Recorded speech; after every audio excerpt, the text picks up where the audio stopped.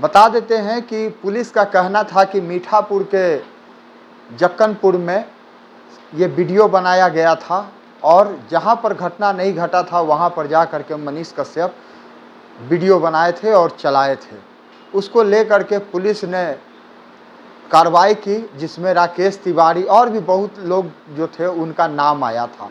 और जो मलहम पट्टी जो लगाया गया था मीठापुर के जो क्षेत्र था वहाँ से दुकानदार का भी बयान आया, सीसीटीवी फुटेज आया और उसके बाद जो है उस पर कार्रवाई हुई। लेकिन एनएसए लगना और तमिलनाडु भेज देना, ये 13 केस हुआ उस पर। तो इस पर विशेष रूप से जानते हैं क्योंकि उसके वकील हैं एसके मिश्रा सर हैं और पटना हाई कोर्ट एवं सुप्रीम कोर्ट देखते हैं और पटना में बराबर ये इस केस को देख रहे हैं। तो आइए इनसे जानते हैं कि इसका मुख्य वजह क्या है एनएसए लगने का और तमिलनाडु भेजने का। सर बहुत बहुत स्वागत है। बहुत बहुत धन्यवाद दर्शकों।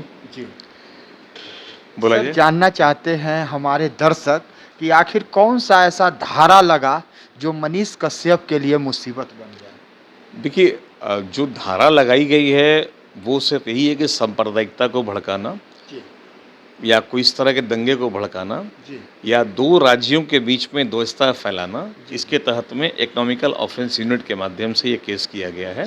साथ में आईटी सेक्शंस भी लगाए गए हैं ताकि जो पैसा इनके पास आया है उसको गलत ढंग से संग्रहण किया गया है, ये भी एक अलग मामला है। ये धारा लगा है। जी जी जी सर, तो ये इन पे जो धारा लगा है खास करके मीठापुर में जो वीडियो बना था उसको लेकर के काफ़ी ये चर्चा में आए, जिसमें एक आदमी गिरफ्तार भी हुए, 70 दिन बाद उनका बेल भी हुआ। तो क्या उस धारा से अलग इनके ऊपर और कोई धारा लगा है क्या? नहीं, धाराएं कई लगाई गई हैं, उसमें एनएसए भी लगा दिया गया है। और इन पे मूलतः जिस केस में इनको रखा गया है, जो आपने सही कहा अभी कि एक वीडियो जो वायरल हुआ था उसमें 2 लोगों को एक कंबल उड़ा के दिखाया गया था कि उनके नाकों में कहीं कटा हुआ है इस तरह का। तो ये पुलिस ने जो 700 पन्ने की चार्जशीट सबमिट की है अभी, उस चार्जशीट में ये इसी वीडियो का जिक्र किया गया है कि ये इस तरह से सांप्रदायिकता फैला रहे थे और 2 राज्यों के बीच जो आपसी रिश्ते हैं उनको ही ख़त्म करने का काम कर रहे थे। इसलिए इन्हें कस्टडी में रखा जाए। और इसमें हमारे माननीय उप मुख्यमंत्री साहब का भी पासविशन था कि बिहार में लॉ एंड ऑर्डर की स्थिति खराब हो सकती है, इसलिए इनको अंदर जेल के अंदर किया जाए, ये उनका मांग था।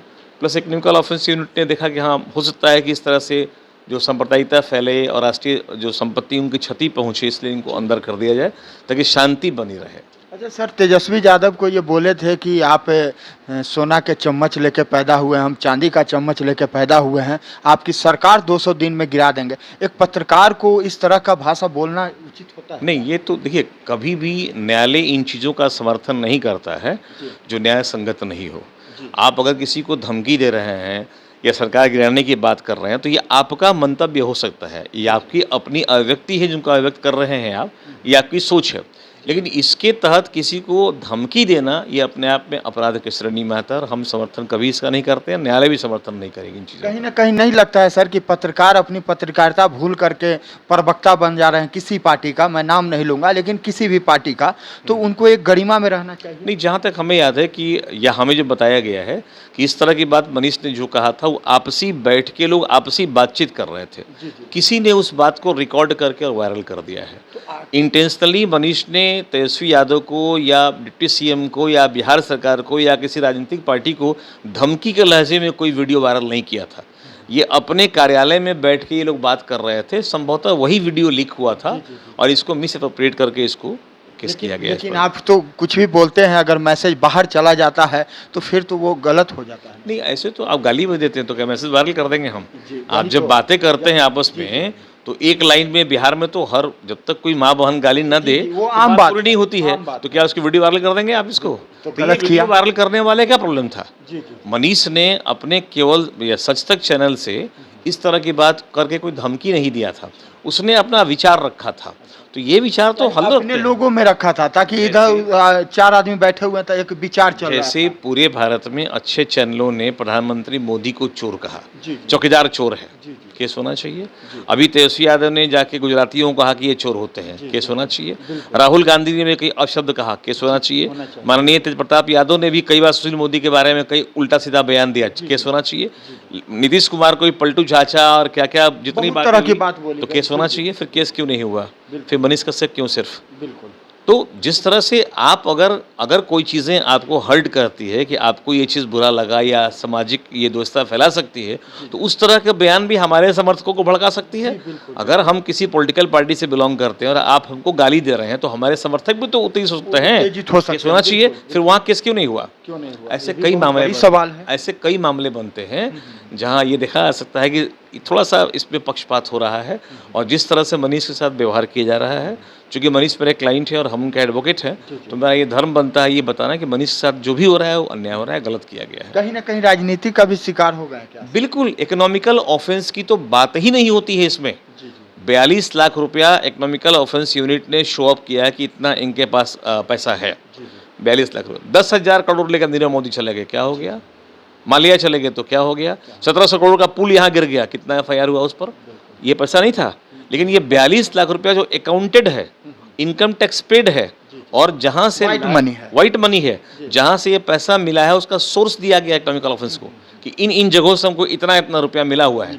सारे अकाउंट को आप फ्रीज कर दे रहे हैं, मनीष सरेंडर कर दे रहा है, उसके बाद भी मनीष की अगर कुर्की हो रही है, ये कौन सा कानून है? कहाँ का न्यायालय आपको आदेश दिया था? सर, कुर्की की बात आई तो पहले भी यहाँ पर केस हुआ था, उन पर लगता है 12-13 केस हुआ था, उसमें खुलेआम वो घूम रहे थे, तो पुलिस उस समय क्यों नहीं कार्रवाई की? नहीं, उस हमारे यहाँ पुलिस थोड़ा लेट पहुँचती है ना। जैसे अगर जब तक पुलिस को न्यायालय आदेश नहीं देगा, पुलिस पहुंचती नहीं है। अब मर्डर करिए निकल जाइए, कोई दिक्कत नहीं है, लेकिन जब तक न्यायालय इंटरफेयर नहीं कर रहा है तो पुलिस का अपना कर्तव्य भूल जाती है। आप यहाँ अभी हमने प्रिंसिपल सेक्रेटरी को, होम सेक्रेटरी को और कितने लोगों को ये हमने लिखित रूप से 2 दिन पहले दिया है कि इस पूरे दीघा रोड पे उगाही होती है पुलिस के द्वारा, क्या एक्शन लिया गया? जितना नाहर देख रहे हैं, यहाँ जितने कम्युनिटी हॉल हैं, सब डिस्पोजअप कर रहे हैं उससे, प्लास्टिक के सब पॉलीथीन्स वगैरह, खाना पीना सब वहाँ पर। कहाँ एक्शन हुआ? आप देखेंगे, आए होंगे तो मेरे गेट पे केबल गिरा हुआ है यहाँ से वहाँ तक। क्या इसमें खर्च नहीं हुआ था? खर्च हुआ था ना, इस पर FIR होना चाहिए था, हमने लिखित रूप से दिया हुआ। कहाँ FIR इस पर हुआ? यानी कि पुलिस देर से जागती है। हाँ, जागती है। घटना होती है तब इंतजार होता है कि कुछ घटना हो, बड़ा हो, ताकि बड़े अधिकारी का नजर जाए, तब छोटे अधिकारी एक्शन में। नहीं, ऐसा नहीं है। पुलिस हो या कोई भी हो, सब अपने हित की सोचते हैं।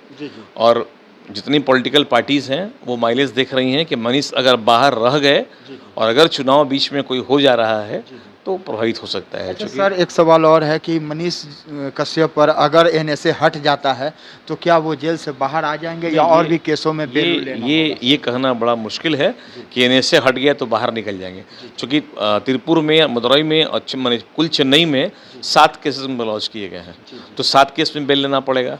ठीक ऐसा ही उतना ही केस बिहार में भी लॉन्च हुआ है, तो यहाँ भी बेल लेना पड़ेगा। तो मनीष को बाहर निकलने के लिए हर एक केसेस से या तो बेल आउट करना पड़ेगा या माने न्यायालय के परमिशन पे ही मनीष बाहर निकल सकते हैं। जब तक बेल नहीं होगा मनीष बाहर नहीं निकल पाएंगे। यानी कि जो भी केस है सर उसमें बेल लेना होगा, बेल लेकर के बाहर में बेल होगा, सारे केसेस में बेल होगा। किसी केस में कोई सेक्शन ऐसा नहीं है जो बहुत हीनियस क्राइम कर दिया गया हो या आतंकवादी गतिविधि सरकार प्रूफ कर दे, संभव नहीं है। तो इसमें तो सर प्रक्रिया होगा, गवाह गुजरेगा और उसके बाद अभी फिर तो बेल की बात करेंगे हम लोग।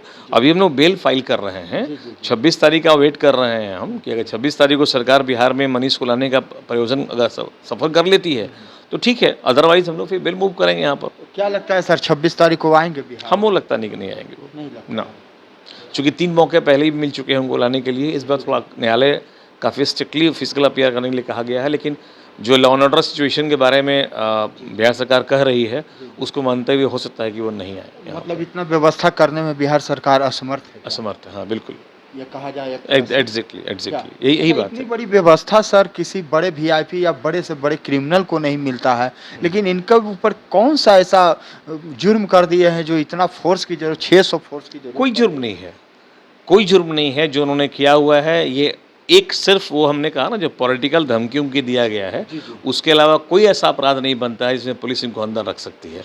लेकिन आप जैसे आप मान लीजिए भगवान जी मंदिर के अंदर हैं और जाकर मस्जिद में आप मांग रहे हैं, कहाँ से मिल पाएगा? तो आप न्यायालय में आए कहाँ हैं?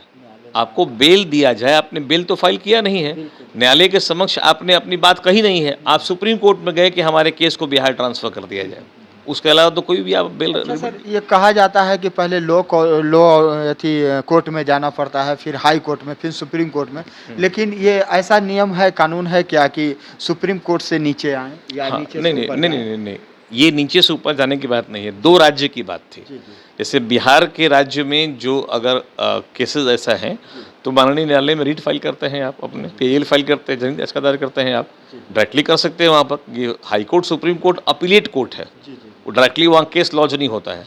तो मनीष, ये अपील 2 राज्यों के बीच का मामला था कि बिहार का जो केस है और तमिलनाडु का केस है, चूँकि हम बिहार के रहने वाले हैं इसलिए इसको बिहार में ही रखा जाए। रखा है, ताकि हमें परेशानी ना हो। एग्जैक्टली। तो जी, जी, दोनों कोर्ट का 2 उच्च न्यायालय है, जी, जी। पटना उच्च न्यायालय है, चेन्नई उच्च न्यायालय है, लेकिन दोनों के ऊपर में सुप्रीम कोर्ट बैठा हुआ है। इसलिए सुप्रीम कोर्ट से कहा गया कि या तो बिहार ये केस तमिलनाडु कर दे, तमिलनाडु को बिहार कर दे, चूँकि हम बिहार के रहने वाले हैं इसलिए हमारे सभी केसेस को एक पास बिहार कर दिया जाए। परेशानी ना हो। हाँ, माननीय न्यायालय ने इनकी बात नहीं सुनी। नहीं सुना। अच्छा, जो मनीष कश्यप के चाहने वाले हैं, जो आपको देख रहे हैं, आप केस लड़ रहे हैं, उन्हें क्या मैसेज देना चाहते हैं सर? हम तमाम दर्शकों से यही कहना चाहेंगे कि आप बिल्कुल शांति बनाए रखें, कोई प्रदर्शन उग्र ना हो, कोई भी तोड़फोड़ की बात ना हो। आपके मनीष आप तक हम पहुंचाएंगे और बहुत जल्दी रिहा होंगे वो।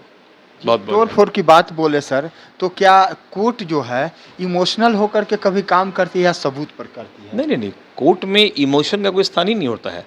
आपके सेंटिमेंट का, आपकी इमोशन का, आपके रिलेशन का कोर्ट पे कोई प्रभाव नहीं पड़ रहा है।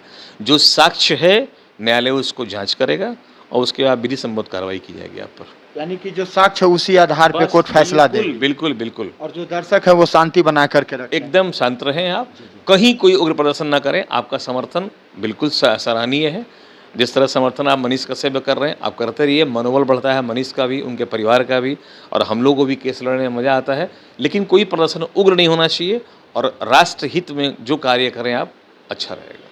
चलिए, तो हमारे साथ थे एसके मिश्रा सर, जिन्होंने साफ कहा कि आप सब्र कीजिए, धैर्य बना करके रखिए, कोर्ट इमोशनल होकर के नहीं चलता है, कोर्ट साक्ष्य पर चलता है, और जब आपके पास साक्ष्य हैं तो फिर मनीष कश्यप एक न एक दिन बाहर आएंगे। आप देख रहे थे लाइव मीडिया न्यूज़। वीडियो अच्छा लगा हो तो शेयर करें, लाइक करें, कमेंट करें। आपका बहुत बहुत धन्यवाद।